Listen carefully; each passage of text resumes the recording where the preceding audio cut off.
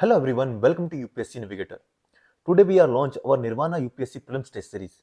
ये जो test series है कोई रैंडम टेस्ट सीरीज नहीं है, क्योंकि ये जो टेस्ट सीरीज बनाई गई है जो यूपीएससी के अदर एग्जाम होते हैं, जैसे कि सीडीएस, सीएपीएफ, एनडीए, जियो scientist, EPFO, APFC, engineering services. ये जो यूपीएससी के अदर एग्जाम है, इन एग्जाम के क्वेश्चंस को कंपाइल करके ये टेस्ट सीरीज बनाई गई है। ओके, तो ये जो टेस्ट सीरीज है इसका बेनिफिट क्या है? इसका फर्स्ट बेनिफिट हम देखें, आपको यहां पे मिलेंगे रिलेवेंट क्वेश्चन, ठीक है, जो कि यूपीएससी के एग्जामिनर ने खुद बनाए, जो कि अदर कोई बना नहीं सकता। सेकंड बेनिफिट, जब आप रिलेवेंट क्वेश्चन लगाते हैं जो कि यूपीएससी के एग्जामिनर ने खुद बनाया है, तो आप समझ पाते हैं यूपीएससी के एग्जामिनर का माइंडसेट, है ना। माइंडसेट आप यहां पे समझ पाएंगे यूपीएससी के एग्जामिनर का, कि वो क्वेश्चन कैसे फ्रेम करता है, क्वेश्चन की लैंग्वेज क्या होती है, ओके, क्वेश्चन में ट्रैप कहां पे होते हैं, वो आप समझ पाओगे जब आप यूपीएससी के क्वेश्चन लगाओगे, है ना। ये चीज आप कोचिंग के टेस्ट सीरीज में नहीं समझ सकते, तो ये फायदा होता है जब आप यूपीएससी के क्वेश्चंस लगाते हैं। ओके, थर्ड पॉइंट क्या है? थर्ड बेनिफिट, ये जो एग्जाम है जैसे कि CDS, CAPF, NDA, EPFO, APFC, जियो साइंटिस्ट, है ना, इंजीनियरिंग सर्विसेज, ये जो एग्जाम है, यहां से एवरी ईयर हमारे सिविल सर्विसेज एग्जाम में 30 to 35 question direct and indirect आपको देखने को मिल जाएंगे। और ये चीज मैं हवा में नहीं बोल रहा हूं, ठीक है, मैं आपको इसी वीडियो में आगे बताऊंगा कि क्वेश्चंस कैसे रिपीट होते हैं। ओके, तो यहां पे आपको क्या होगा, 30 to 35 क्वेश्चन यहां पे आपको एवरी ईयर यहां पे रिपीटेशन देखने को मिलेगा, ठीक है। तो ये फायदा होता है जब आप यूपीएससी के क्वेश्चन लगाते हैं। लेकिन आप यदि अदर रैंडम टेस्ट लगाते हैं तो वहां से कभी आपको क्वेश्चन रिपीट देखने को नहीं मिलेगा, है ना।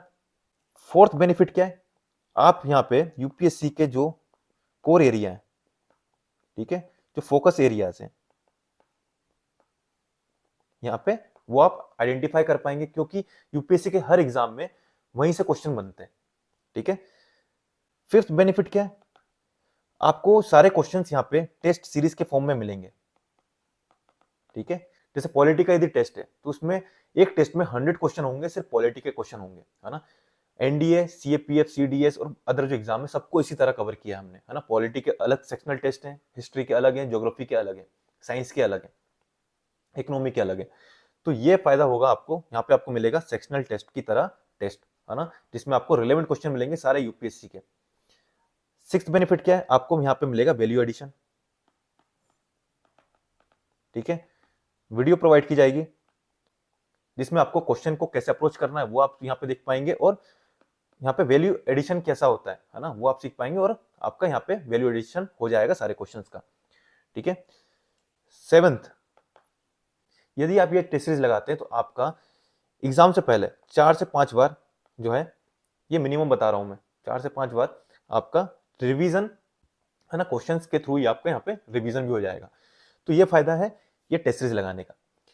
अब इस टेस्ट सीरीज के फीचर्स हैं वो देखने से पहले मैं आपको यहाँ पे प्रूफ बता देता हूँ कि क्वेश्चन रिपीट कैसे होते हैं। ओके, तब आपका यहाँ पे ट्रस्ट थोड़ा बनेगा। एनडीए 1 2024, है ना, यहाँ पे क्वेश्चन आया था why Bharat matters. CSC 2024, why Bharat matters, ठीक है, यहाँ भी सुब्रमण्यम जयशंकर, यहाँ भी देखिए एस जयशंकर। ओके, तो ये फायदा होता है जब आप यूपीएससी के प्रीवियस ईयर क्वेश्चन लगाते हैं अदर एग्जाम के, है ना। यूपीएससी सिविल सर्विसेज के तो लगाना है, लेकिन साथ में जो अदर एग्जाम है उनके भी लगाना है, क्योंकि एग्जामिनर तो वही है ना, उनका माइंडसेट भी वही है, उनके कोर एरियाज भी वही है। तो यदि आप उनके क्वेश्चन लगाओगे तो वो ज्यादा बेनिफिशियल होता है ना। यहाँ देखिए एनडीए 1 2023 में क्वेश्चन आया था कौन सा कॉन्स्टिट्यूशनल कमीशन नहीं है, यहाँ भी देखिए कौन सा कॉन्स्टिट्यूशनल बॉडी है ना। सिमिलर टॉपिक पर यहाँ पे क्वेश्चन पूछ दिया सीएससी 2023 में। फिर देखिए सीडीएस 2006 में क्वेश्चन आया था कि governor general of Bengal become the governor general of India, है ना, कौन से एक्ट के थ्रू बना। सीएससी 2023 में देखिए similar question as it is पूछ लिया गया। फिर देखिए CAPF 2010, if the president of India exercise his power as provided under article 356 of the constitution of India in respect of a particular state, then यहाँ पे देखिए CSC 2018 में question आया, if the president of India exercise his power as provided under article 356 of the constitution in respect of the particular state। अब आप देखिए option, the assembly of the state is automatically dissolve, the assembly of the state is automatically dissolve, article 19 is suspended in the state, article 19 is suspended in the state, the parliament assume the power to legislate on the subject in the state list, the power of the legislation of that state shall be exercisable by or under the authority of the parliament. Okay तो देखिए question भी similar है, statement भी similar है ना। फिर ये देखिए सीएससी 2019 में क्वेश्चन आया था विस्टी, ठीक है, गुप्ता पीरियड से रिलेटेड क्वेश्चन था। यहाँ पे देखिए सीएपीएफ 2017 में क्वेश्चन आया था गुप्ता पीरियड से रिलेटेड विस्टी। फिर देखते हैं सीडीएस 2022 में क्वेश्चन आया था वैक्सीन से रिलेटेड, सिमिलर वैक्सीन के ऊपर क्वेश्चन आया सीएससी 2022 में। ओके सीएपीएफ 2015 में क्वेश्चन आया अमर सिम्हा, एनडीए 2009 में क्वेश्चन आया अमर सिम्हा, एंड सीएससी 2020 में क्वेश्चन आया अमर सिम्हा। तो ये फायदा होता है जब आप यूपीएससी के प्रीवियस ईयर क्वेश्चंस लगाते हैं। मैंने आपको प्रूफ के साथ बताया कि क्वेश्चंस कैसे रिपीट होते हैं। अब आपका यूपीएससी के पीवाई के ऊपर थोड़ा सा ट्रस्ट यहाँ पे बढ़ गया होगा, ठीक है। अब हम देख लेते हैं इस टेस्ट सीरीज के फीचर्स।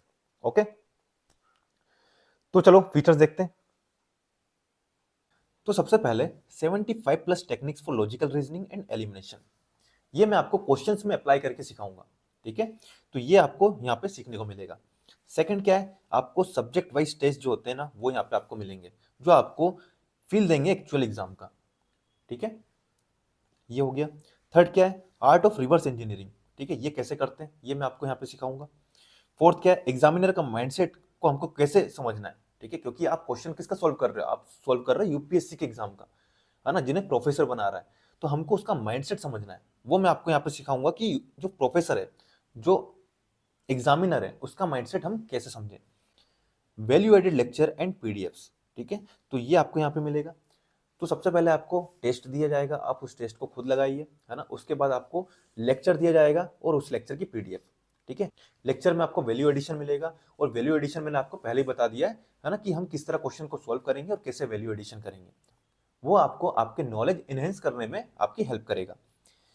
फिर देखिए ये जो टेस्ट सीरीज है, यदि आप इसको लगाते हो तो आपका पीवाईक्यू के थ्रू 3 टाइम यहाँ पे रिवीजन हो जाएगा, जिससे आपको बेहतर अंडरस्टैंडिंग बनेगी कि यूपीएससी के फोकस एरियाज कौन से हैं, थीम्स कौन सी हैं, क्योंकि थीम्स का रिपीटेशन काफी होता है, चाहे वो कोई भी एग्जाम हो, चाहे वो सीडीएस हो, सीएपीएफ हो, एनडीए हो, है ना, या हमारा सिविल सर्विसेज एग्जाम हो, या जियो साइंटिस्ट भी क्यों ना हो, सब में एक ही थीम से क्वेश्चन बन रहे हैं।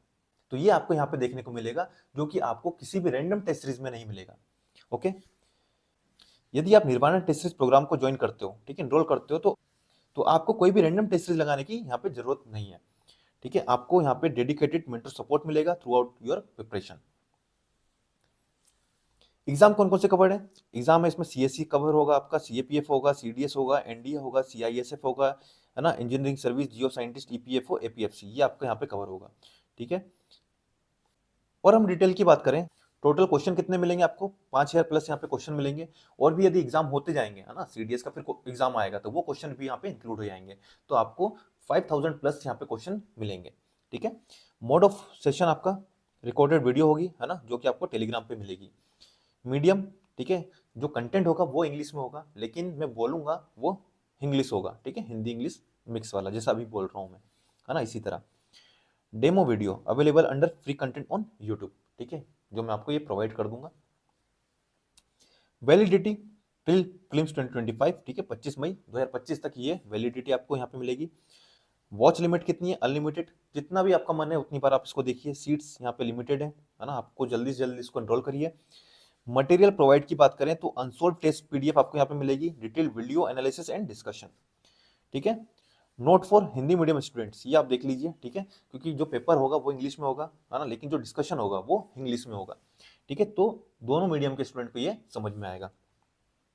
और यदि हिंदी मीडियम के जो स्टूडेंट हैं उनकी यदि डिमांड बढ़ती है कि भाई उनको इस तरह का टेस्ट पेपर चाहिए, तो फिर मैं इस पर काम करूंगा, है ना, क्योंकि बिना डिमांड के यदि मैं इस पर काम करूंगा तो काफ़ी मेहनत लग जाती है, ठीक है। तो यदि आप लोगों की डिमांड होगी हिंदी मीडियम के जो स्टूडेंट है, तो मैं इसमें जरूर मेहनत करूंगा, ठीक है। तो ये हो गई हमारी टेस्ट की डिटेल। यदि आपको इसकी क्वेरी करनी है तो आप ये व्हाट्सएप नंबर है, इस पर आप मैसेज कर सकते हैं। आज की इस वीडियो में हम पॉलिटी का टेस्ट यहाँ पे डिस्कस करेंगे, ठीक है। ये जो टेस्ट है इसमें आपको एनडीए के क्वेश्चन यहाँ पे देखने को मिलेंगे, ठीक है, जिसमें एनडीए के 100 क्वेश्चन है और इस टेस्ट में 2009 से 2019 तक के जितने भी पॉलिटी के क्वेश्चंस हैं वो आपको इस टेस्ट में देखने को मिलेंगे। 2019 के बाद के जो क्वेश्चंस हैं वो आपको नेक्स्ट टेस्ट में यहाँ पे देखने को मिलेंगे। ये टेस्ट नंबर 1 है, ठीक है। टेस्ट नंबर 2 में आपको 2020 के बाद के जो भी एग्जाम हुए एनडीए के वो आपको यहाँ पे क्वेश्चंस मिलेंगे, ठीक है। एनडीए 1 2009 में एक क्वेश्चन आया था, the entry of public health and sanitation is included in the constitution of India in. 4 option दिए हुए हैं, union list, state list, concurrent list and none of the above. तो देखो इसका आंसर क्या होगा, स्टेट लिस्ट। अब इसमें हमको याद क्या रखना है, देखो स्टेट लिस्ट में क्या क्या और आता है, इसमें आएगा आपका public health, okay, public order, police, है ना, ये किस में आता है, स्टेट लिस्ट में। यूनियन लिस्ट की बात करें तो इसमें क्या क्या आएगा आपका, डिफेंस, फॉरेन अफेयर,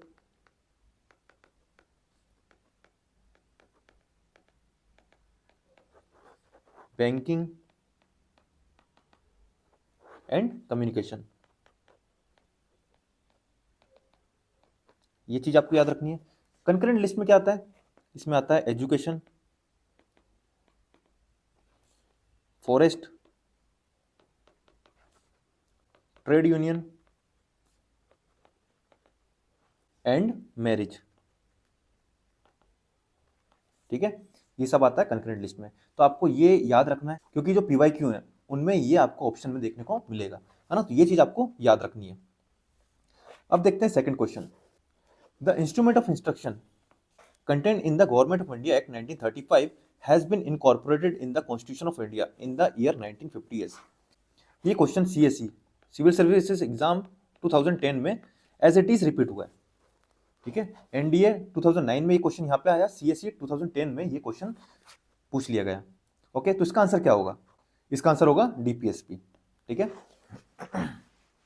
अब बात करें डीपीएसपी, तो इंडिया ने इसको कहां से बोरो किया है, इसको किया है आयरिश कॉन्स्टिट्यूशन से, ठीक है, यहां से बोरो किया है।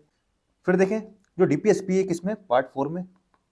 पार्ट 4 में आर्टिकल क्या है, आर्टिकल है आपका 36 से 51, okay.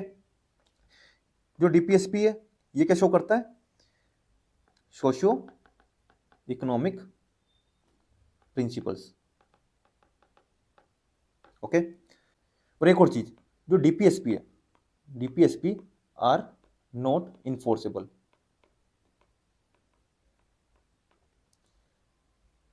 In a court of law, okay. तो ये इंफॉर्मेशन आपको याद रखनी है कि इंस्ट्रूमेंट ऑफ इंस्ट्रक्शन जो है ये government of India act 1935 has been incorporated.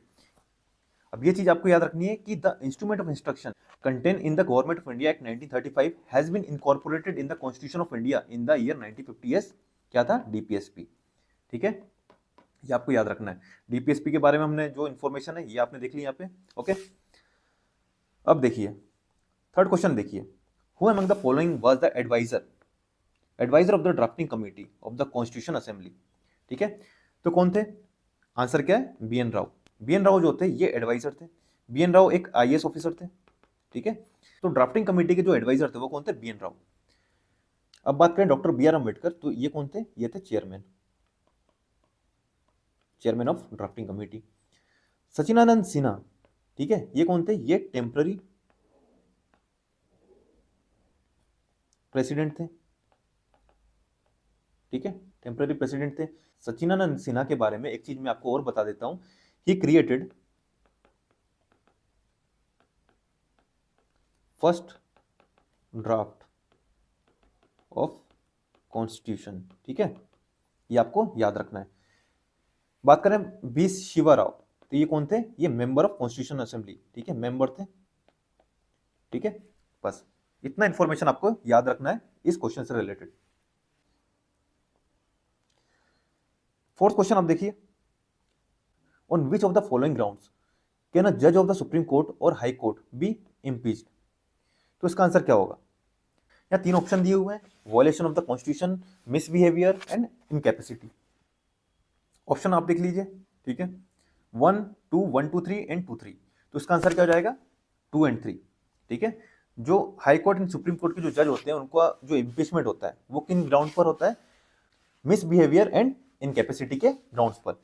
Violation of the constitution इसके ग्राउंड पर किसका इम्पीचमेंट होता है? इस पर होता है प्रेसिडेंट का। ठीक है, ये आपको याद रखना है। तो इसका आंसर क्या हो जाएगा? Option D. अब देखते हैं fifth number question, which of the following is are the functions of the finance commission. Finance commission का फंक्शन इसमें क्या क्या है? Making recommendation as to the principal governing grant in aid of the revenue of the state. Second क्या है? To suggest measure to augment consolidated fund of India. तो इसका answer क्या हो जाएगा? Option C. अब जो फाइनेंस कमीशन है, फाइनेंस कमीशन किस आर्टिकल में आता है? ये आता है आर्टिकल 280। ठीक है, ये आपको इसका याद रखना है। और फाइनेंस कमीशन के जो फंक्शंस हैं उनको आपको अच्छे से देखना है क्या क्या फंक्शंस होते हैं। ओके, अब देखिए, which of the following constitutional amendment have added article 15 sub clause 5 in the constitution of India providing for reservation in educational institution in the private sector also. तो इसका आंसर क्या होगा? 93rd constitutional amendment. इसमें क्या किया गया? Article 15 sub clause 5 यहाँ पे जोड़ा गया, जो किससे रिलेटेड था? Providing for reservation in educational institution in the private sector also. ठीक है, अब बात करें 81 कॉन्स्टिट्यूशनल अमेंडमेंट, ये किससे रिलेटेड है? ये है allow the government to carry forward unfilled vacancy from previous year. Okay, तो यहाँ पे मैं लिख देता हूँ, ये जो पीडीएफ है आपको टेलीग्राम पे मिल जाएगी, है ना? तो इससे आप अपना रिवीजन भी कर सकते हैं। और एक जो फ्रेश पीडीएफ होती है जिसमें कुछ नहीं लिखा होगा, वो भी आपको मैं प्रोवाइड कर दूंगा, तो आप उसको खुद लगा सकते हैं। ठीक है, allowed the government to carry forward unfilled vacancy